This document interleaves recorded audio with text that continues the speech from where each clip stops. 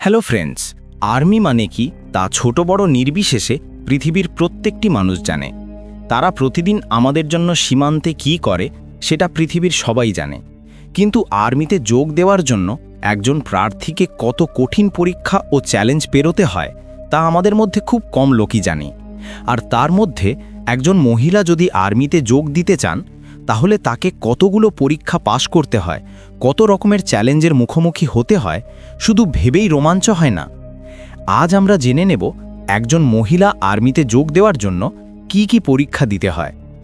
আর্মিতে যোগ দেওয়ার আগে সবার জন্য প্রথমে থাকে মেডিকেল টেস্ট। এই টেস্টে প্রার্থীদের সব ধরনের শারীরিক পরীক্ষা করা হয়। কিন্তু মহিলা প্রার্থীদের মেডিকেল টেস্ট কিভাবে করা হয়, তাদের কি কি পরীক্ষা দিতে হয়, কারা এই পরীক্ষাগুলো করে, আপনারা কখনো এটা নিয়ে ভেবেছেন? সাধারণত এই প্রশ্নটা অনেকের মনেই থাকে। এই কারণেই অনেক বাবা মা তাদের মেয়েদের আর্মিতে পাঠাতে চান না। মহিলা আর্মির মেডিকেল টেস্ট নিয়ে আপনার যদি কোনো সন্দেহ বা প্রশ্ন থাকে তাহলে এই ভিডিওটা শেষ পর্যন্ত আমার সঙ্গে থাকুন। আপনার সব প্রশ্নের উত্তর এই ভিডিওতে পেয়ে যাবেন। তাহলে আর দেরি কেন, চলুন শুরু করা যাক। প্রথম, প্রেগন্যান্সি টেস্ট। প্রথমেই জানতে হবে যে ফিজিক্যাল টেস্ট আলাদা, মেডিকেল টেস্ট আলাদা। আর্মিতে যোগ দেওয়ার শেষ ধাপ হলো মেডিকেল টেস্ট। ছেলেদের তুলনায় মেয়েদের এই টেস্ট একটু কঠিন হয়। বিদেশি আর্মিতে মহিলাদের আরও কঠিন পরীক্ষা দিতে হয়, তবে ভারত ও বাংলাদেশে কিছুটা ছাড় দেওয়া হয়েছে। কিন্তু যে কোনো দেশেই আর্মিতে যোগ দেওয়া প্রতিটি মহিলাকে বাধ্যতামূলকভাবে প্রেগন্যান্সি টেস্ট দিতে হয়। যদি কোনো মেয়ে এই টেস্টে ফেল করে, অর্থাৎ গর্ভবতী থাকে, তাহলে তাকে আর্মিতে নেওয়া হয় না।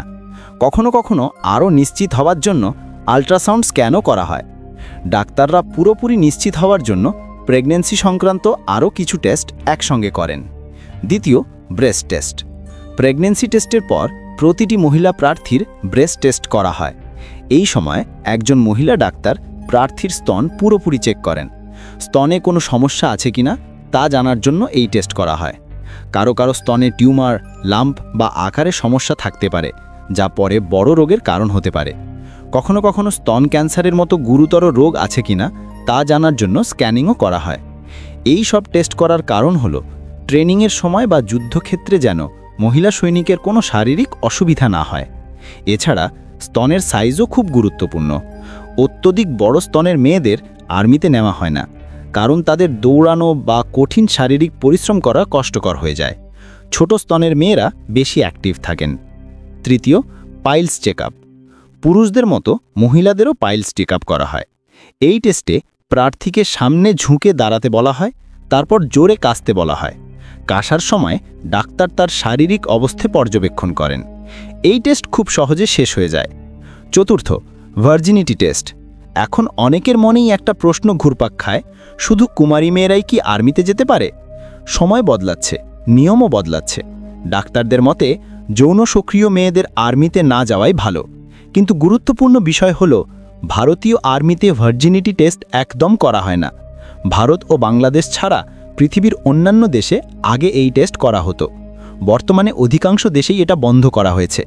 উদাহরণস্বরূপ ইন্দোনেশিয়াতে আগে এই টেস্ট করা হতো, কিন্তু মহিলা প্রার্থীদের তীব্র প্রতিবাদের পর এখন তা পুরোপুরি বন্ধ।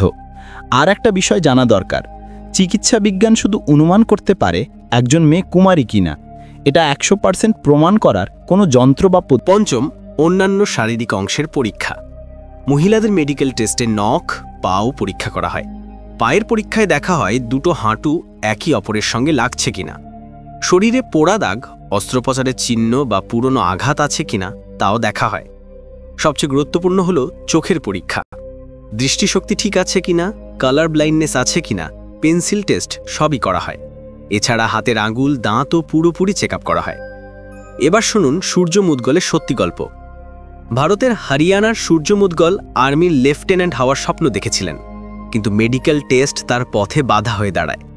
আগের দিনগুলোতে ছেলেমেয়ে নির্বিশেষে মেডিকেল টেস্ট পুরুষ ডাক্তাররাই করতেন। সূর্য মুদগল যখন মেডিকেলে যান, পুরুষ ডাক্তারের দ্বারা চেক আপ করাতে অস্বীকার করেন। এই কারণে তাকে রিজেক্ট করা হয়। কিন্তু সূর্য তাতে থেমে যাননি। তিনি উচ্চপদস্থ আধিকারিকদের সঙ্গে কথা বলতে শুরু করেন। কেউ শোনেননি, তবুও তিনি পিছু হটেননি। পুরো 6 বছর ধরে সুপ্রিম কোর্টে মামলা লড়েছেন। তার একটাই দাবি ছিল, মহিলাদের মেডিকেল টেস্ট শুধু মহিলা ডাক্তার বা মহিলা কর্মীরাই করবেন। পুরুষদের কোনো ভূমিকা থাকবে না। 6 বছর পর আর্মি সব ডকুমেন্ট জমা দেয়। এই লড়াইয়ে অনেক মেয়ে তার পাশে দাঁড়ায়। তৎকালীন মন্ত্রী শরৎ পাওয়ার তার দাবি শোনেন। তারপর থেকে মহিলা আর্মির মেডিকেল টেস্টে বিরাট পরিবর্তন আসে। নতুন আইন এসেছে। এখন ভারতীয় আর্মিতে যোগ দেওয়ার সমস্ত মেয়েদের মেডিকেল টেস্ট শুধু মহিলা ডাক্তার বা মহিলা কর্মীরাই করেন। প্রেগন্যান্সি ও প্রাইভেট চেকআপের জন্য রুমে অবশ্যই একজন মহিলা ডাক্তার থাকেন। আল্ট্রাসাউন্ড বাধ্যতামূলক। মামলায় জিতলেও সূর্য মুদগল নিজে আর্মিতে যোগ দিতে পারেননি। তাকে আবার মেডিকেলের সুযোগ দেওয়া হয়েছিল, কিন্তু ততদিনে তিনি ফিট ছিলেন না। বর্তমানে তিনি একজন শিক্ষয়িত্রী।